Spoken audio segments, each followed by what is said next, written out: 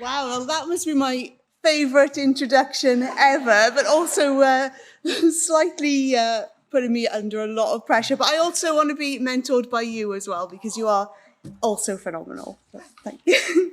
So it is an absolutely massive pleasure to be able to join you at this year's summer school and to be here with so many leaders from right across our public life here in Wales. And I think many of you will have heard me say before that Academy Wales is genuinely one of the most enjoyable parts of my portfolio. I called it joyous in the chamber the other day, which is absolutely true. And being with you here in person at the summer school is just wonderful, and to do so in such a fantastic environment as well.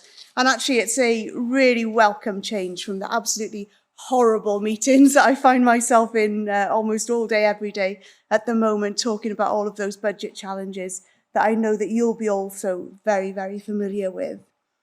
So there are nearly 60 different Welsh public sector organisations and over 130 colleagues with us here today. And also they include the All Wales Public Service Graduate Programme here. And I know that you'll be finishing your courses early next year. So it's wonderful that you're able to be here. So just want to say to everyone, make the most of this absolutely incredible networking opportunity, and obviously take advantage of all of the opportunities that there are throughout the whole of this summer school. And before I go any further, I just want to say a really, really huge thank you to you all for the commitment, the dedication and the passion that you bring every single day to your roles and to the organisations that you lead, but also for doing it under such hugely challenging circumstances in such difficult times and in the really complex context now in which we all live and work. The events of recent times, I know, have really transformed the way in which we work. They were accelerating some of those trends that were already in play, but also calling into question, I think, many of the things that we would otherwise have taken for granted. And how our public sector organisations achieve sustainability whilst also supporting their employees, I think, will be really critical as we start to embrace and settle in to the new normal.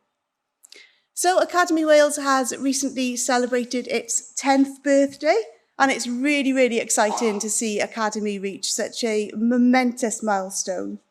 For 10 years, Academy Wales has supported thousands of people from across our public services here in Wales, helping them to realise their development and leadership goals. And you actually join more than 3,000 public sector leaders who have attended the summer school over the last decade. So I want to see Academy Wales continue to provide this really unique service for the next 10 years and beyond. This year, as Academy Wales celebrates and reflects on an incredibly successful decade, it is also time now to look ahead and to build on what is a really impressive legacy, and to refocus and create that strategy for the next 3 years. As part of its strategy, Academy Wales's new purpose is transforming Wales through excellence in leadership. And I think that's a purpose which has real focus, and it really does put Wales at the heart of everything that Academy does. And I think that it's a really ambitious purpose, but rightfully so. It also reflects the fact that transforming Wales through excellence in leadership isn't something that Academy can just do on its own.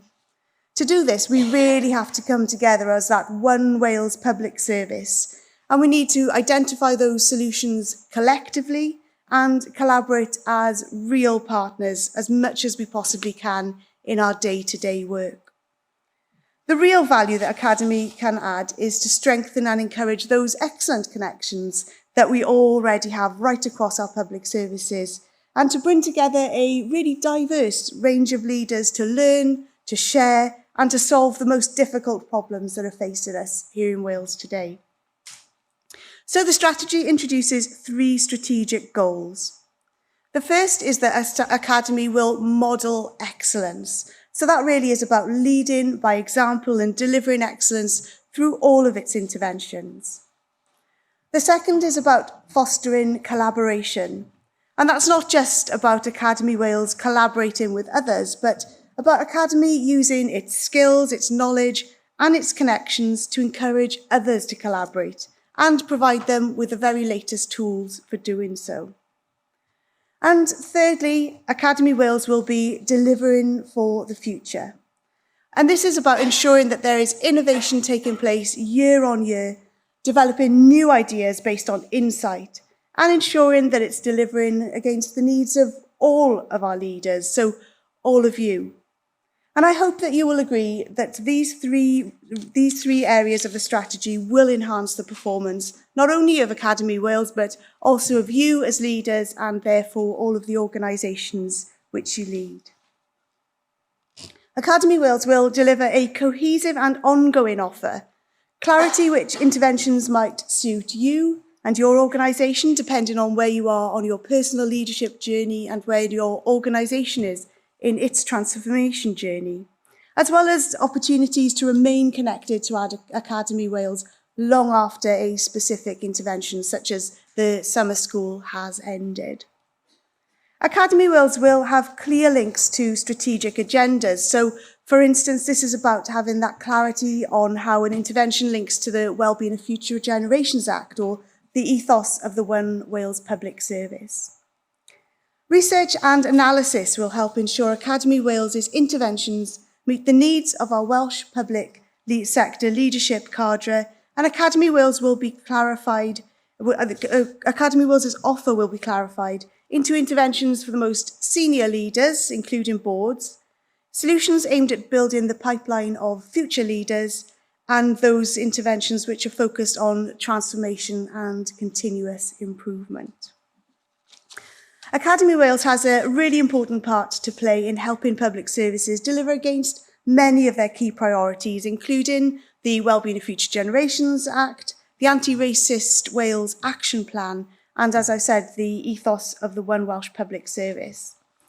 The networks and connections to our leadership cadre that Academy Wales has are second to none, and the stronger linkage of Academy activities to these strategic agendas, I think, will all help us all to make very good progress together. So I encourage you all to look at Academy Wales's new strategy for 2023 to 2026, and it's got a visual counterpart as well, and you can find both of those on the Academy Wales website. So please do share it far and wide with your colleagues in the Welsh public sector, and let them know how Academy Wales can be there to support them in their leadership journey.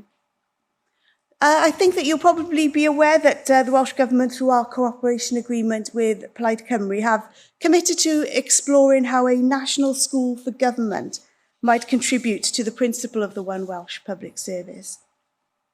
This really does reflect, I think, the level of interest that there is in the leadership of our public services and the importance really that political leaders are placing on it.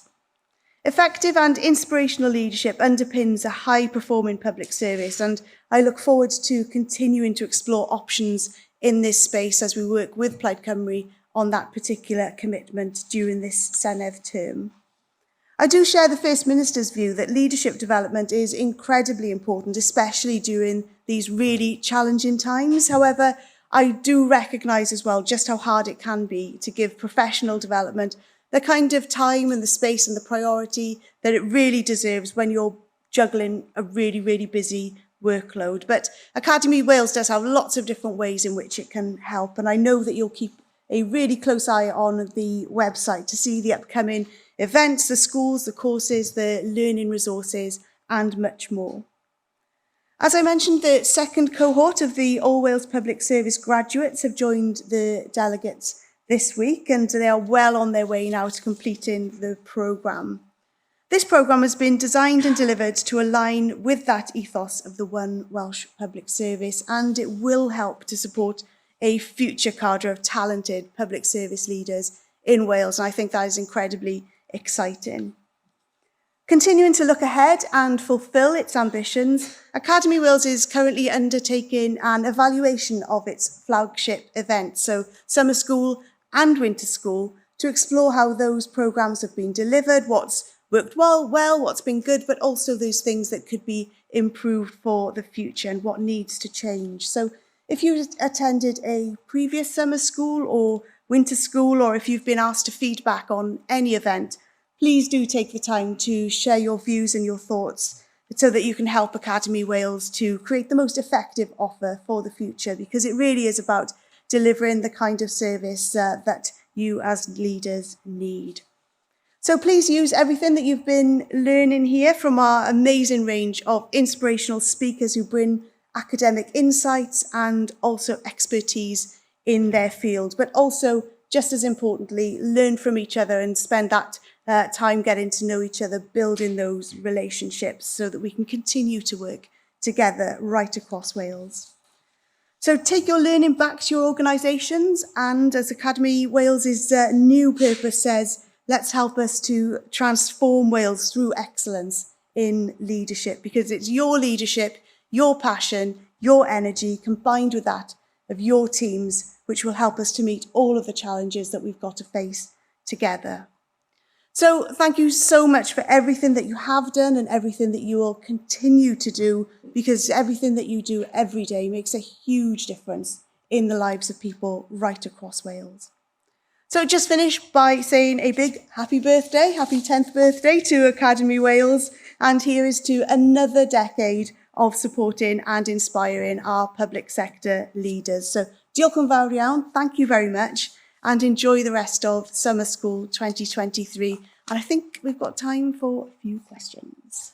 I was just going to ask, what's kind of been the most exciting leadership that you've seen recently in the public sector? Kind of, if there's one example that you've got that you'd be able to share with us. That's a great question, and it makes me think immediately of another piece of work that we're doing actually jointly with Plaid Cymru as part of the cooperation agreement, and that is really looking across our public services landscape across Wales to make sure that the kind of partnership arrangements are fit for purpose. So one of the things that we've been doing is meeting with the chairs of all of our regional partnerships, so regional partnership boards, public service boards, Bauda SV boards, public safety boards, all of them really, to find out what their experiences are. And I've also been undertaking some visits as part of that work as well to try and see what leadership is looking like in action. So I recently went up to North Wales and was talking to the chair of the Wrexham and Flintshire Public Services Board, and they gave really, really amazing examples of how health and the local college and the social services, the police, all coming together basically to identify issues which they can work together on within their communities. But they haven't really been doing that as a kind of top-down exercise. It's been very much about engaging with communities. So they knew that they had the Black and ethnic minority community in particularly wasn't engaged. They felt that there was more that they could be doing to reach out to that community. So they held an event which brought people right across that community together to find out what more they needed from the services, how they could feel better ownership of those services, and how they could feel really engaged and, you know, having a voice in changing those services. And they said that just that simple act of bringing people together, asking them questions and listening to them has really transformed some of the services that they're able to deliver. And I think that that kind of leadership where you listen to the people who you're trying to serve, you involve them, you take your lead from them in terms of what they want, I think is quite, quite an inspirational and different way of doing things. It's not really about top-down leadership at all. It's about working with people, understanding where they are and, going alongside them on whatever journey they're on and just trying to work with them to make things better. So I really like that kind of example of it all being about the people that you serve rather than the ideas that we might think are the right ones. There's a hand here.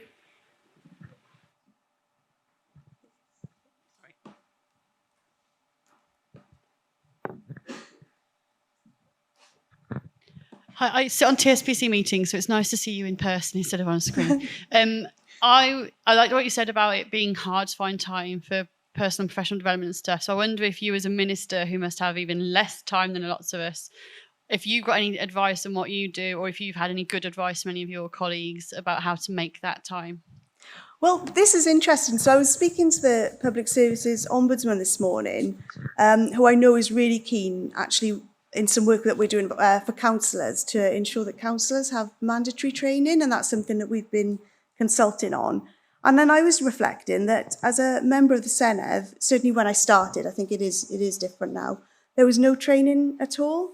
And almost there was a sense that if you sought out training, you were somehow defective. So there would be, FOIs, how much has the Senedd spent training members of the Senedd, almost as if it should be something that you should be ashamed of to try and improve yourself and to accept training. So I think that has changed over the years since I began.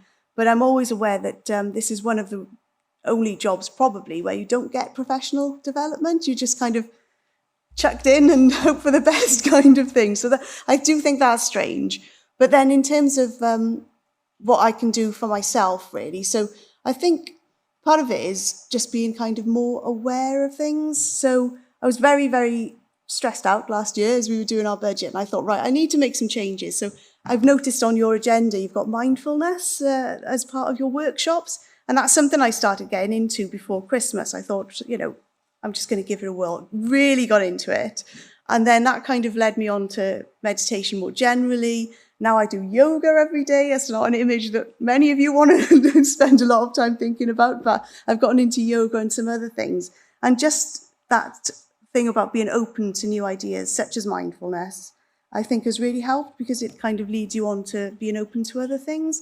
So that's one thing that I think really helps me, is just carving out a bit of time to do the kind of mindfulness and that kind of thing. So it is about making time, trying things that, perhaps you wouldn't otherwise, because I never thought in a million years I'd be open to mindfulness and things. But you get to the point, you think, right, I'll give it a whirl and it's worth it. So I suppose that's part of the message, isn't it? Just try new things and it might find it helpful.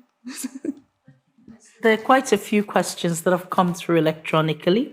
So I might share a few and then you could think of how you want to approach them. Somebody's asked, how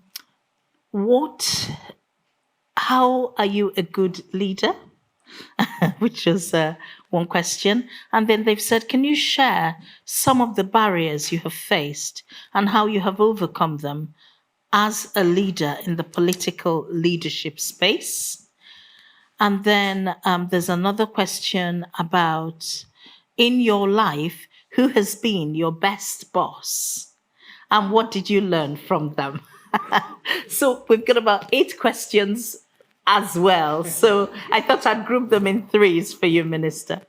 Great. Yeah. Okay. So what makes me a good leader? That's so hopefully it is that point earlier really about trying to listen. So I think that when you look at the way in which Mark Drakeford exercises leadership, it's very much about shared leadership. He puts a lot of trust in his team. He gives you a lot of responsibility of your own. He's not like a kind of overbearing leader. He's very much about joint shared leadership, which I like, and I've tried to adopt that kind of approach myself.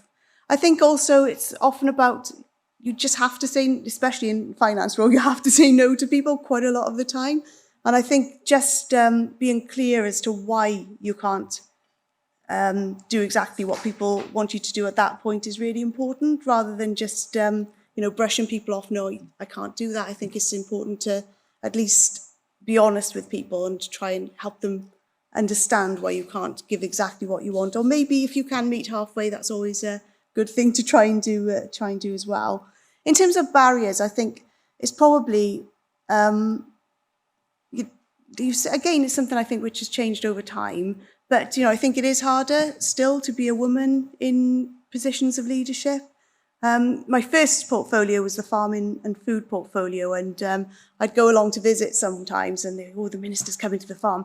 And then the people who were organising the visit would immediately turn to one of my middle-aged male officials and put their hand out, "Oh, minister," just assuming that the minister was the middle-aged man, just because that's, I guess, what people expected to see. But then he'd be like pointing, no, she's down there. So it's like, oh. So that changed a lot. And I often find myself in meetings where I was the only woman. That doesn't happen so much nowadays either. So I think we are seeing a lot of progress and a lot of change over time. But I think that that has been more challenging, I would say, to be a woman in this kind of role. But again, I think we're making really good progress in that sense as well. And what was the last question? Who has been my inspiration? Was it? It was, yeah, who's been your best boss and what have you learned from My them? best boss. Oh, well, on the way down, we were talking about Carl Sargent, actually. So before I started doing this, for a long time, I worked for Carl Sargent in the Senedd, back in the early 2000s, I think it was. And he was an amazing boss. And again, that was very much about giving you the kind of, responsibility and the agency to take control of your job. He wasn't like a micromanager at all. And I think that that's really important, just to trust your staff to get on with it. And I think he was very clear about what he wanted, and then I would just go off and deliver it. So I think that kind of trusting relationship is really important in terms of bosses as well. Hiya, thank you for speaking with us today. My question is, if you can give your former self a piece of advice regarding leadership, what would it be? Do you want to take a few together? Yes. And then they say, one question says, what is the best piece of advice you have ever been given and by who? And they've asked, what is the best bit of advice you can give to another young female leader in a very male-dominated environment? And then somebody asked, if you could wave a magic wand, what would you do? And the one before we go into the next group is when resources are scarce and services all need more to do the best that they can, how do you make those difficult decisions when you can't please everyone? Yeah. So two themes there, I suppose. The first questions were very much about advice, so advice to my former self or the best advice I've had or would give. And I think for me, somebody, and I can't remember who it was, or maybe I read it, but it was a long time ago. It was about your comfort zone. And it is so easy to be stuck in your comfort zone, essentially. So the advice really was about every day trying to do something that makes you feel a bit uncomfortable, but just keep on doing it. And eventually, before you know it, your comfort zone isn't small anymore. It's huge, and you find yourself being able to do things. And I think back to the first time after I was elected. So I didn't imagine for a million years I would actually be elected. I thought, I'll put my name forward. This is back in 2011. And I thought, well, let's see what happens. I get the chance to be a candidate. I'll get my name out there a little bit, and then perhaps the time after that, I might really go for it, But I did get elected. I didn't even go to the count because I thought there was no chance. And I was on Facebook and I saw someone say, "Great to see Rebecca Evans has been elected to the Assembly." And I was like, what? So waking up my husband, "I think I've been elected, Lo." And he's like, "Well, wake me up when you know." So it was all a bit of a surprise. But the first time then, when I asked a question to the First Minister, Karen Jones at the time, you had was it Rodri? Oh, it's that long ago. But you stood up next to the microphone. It was like this, but it's right. And I thought they're going to hear my heart pounding over the microphone, basically, because I was so nervous. But then, now I get to do things like this. And, it's basically over time, I think that your comfort zones just gets bigger and bigger. And you find yourself doing things that you never thought in a million years that you would do. But it doesn't happen overnight. It happens because every day you do just a little bit more. So I think that's my kind of advice, really, and the best advice I would have had is just to do things that you're not happy doing and that you're uncomfortable with, because it will pay off in the end, really. So in terms of the budget questions, well, I turned the magic wand question into a budget question, because that would be what I would have if I had a magic wand. It would just be enough money so that our public services could do everything that they need to do to the standard and the quality that you all want it to be at, if we were to have the money that we needed to do that. So that would definitely be on that magic wand, alongside kind of the budget flexibilities that we need, just the simple tools that we need to manage our budgets better. So that would definitely be up there. And then making those difficult decisions. It takes almost a year to do a budget. So we finally vote on our budget in March, usually, of any year.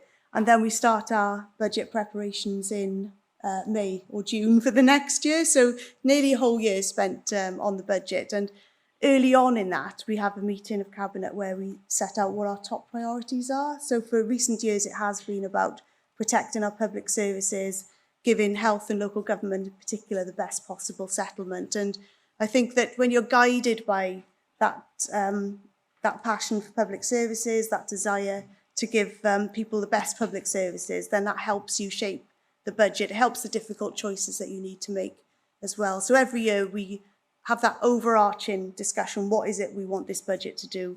And then you set out a list of things then we need to think about in a bit more detail as well. So I think that that's kind of our approach really about making those decisions, because you know you can't do everything. So if you're very clear-sighted as to what you need to deliver, it makes it easier then to make tough choices. But this year I think is going to be harder than any year. So this year our budget is worth £900 million less than we originally understood, just because of inflation. And you'll all be feeling that in your organisations as well. It makes for really tough choices, and we expect, you know, more of the same in terms of tough choices for next year as well. So it's that's why it's important really to have a clear sight as to what you want to deliver. So, Minister, we just have 5 more minutes. We have some questions that came through a while ago. So if I could ask you, one is, what do you think would help to make one Welsh public service a reality? And somebody has asked, why in 2023 do public sector bodies still have to do annual budgeting with all the problem that creates? And then somebody asked, what achievement are you most proud of and why? And the last one is really relating to the first one, which is, we've been this week on about what looks good, what feels good, what you will see, hear, and how you will feel when it's successful. So when it comes to the one Welsh public service, what does look good? What does good look like to you? Thank you, Minister. Oh, that's great, thank you. So I think in terms of one Welsh public service, what does it, you know, what are the real benefits? What looks good? I think that one thing that I would like to see is perhaps more ability of people to move between organisations. So, you know, getting experience in one part of the Welsh Public Service and then being able to move into another, and perhaps moving back, taking the knowledge and the experience that they've learned in that period with them. So I think that perhaps if we can find ways to make that kind of transition, or that kind of sabbatical, whatever you might want to call it, that kind of move easier, I think that might be helpful, just to increase the experiences that you're all able to have. So perhaps we need to be looking a bit more at that in terms of moving between organisations, and then also growing our own talent. You know, because we don't always have to look outside of Wales to attract our leaders into Wales. Actually, you know, we can grow talent here in Wales. So I think that that's part of it as well. I know that's part of what's behind that that plan for the or exploring the National School for Government. Again, it's trying to make sure that we have that pipeline of leaders coming through, and that people feel that they've had the opportunities to succeed and to move on within organisations. So I think that's all really important. Annual budgeting, that is yes, that is an issue, because part of the problem is, of course, that in recent years we've only had 1-year budgets as well, so it's impossible for us really to provide greater certainty than we have in Welsh Government. We are in the middle now of a 3-year spending review, which I think has been helpful. So at least we could give that kind of global figure to the NHS and indicative figures to local authorities for what their budgets might look like in years 2 and 3 of that spending review period. So where we do have certainty from the UK government, we can pass it on. And then I know that there are accounting rules and laws that I wouldn't even pretend to be an expert in, which mean that some of this has to be done on an annual basis as well. So where we do have that certainty for longer budgeting, we do try and pass it on as much as we possibly can. And then achievement, what am I most proud of and why? I think it is the way in which we, as a Welsh Government, responded to the pandemic. And then I suppose for me personally, my role in terms of finance during that. And I think that we can be really proud because of the way in which the public sector just came together in an incredible way during that period. And we worked really, really closely together. I think the lines of communication were really good. You know, ministers were meeting with local government leaders, with the NHS, with others every single day, making sure that we responded properly. And I know that we took really hard decisions as well, but we always tried to do it based on evidence and based on, on facts and on expert advice. And I think that listening to experts, as leaders, we're not experts in everything, but what we need to do really is assess the advice and the information that we're given. And so when you do that based on evidence and based on experts' opinions, I think that leads you to the right decisions, even though they're not always the popular ones. So I think that, of all the things that I've been involved in, probably the toughest was the pandemic, but certainly I think that, I'm proud of what we did on the finance side, but then also the approach really that the Welsh Government took, working in partnership and being led by the science and the evidence, I think was important. Thank you so much, Minister. Thank you very much. Thank you.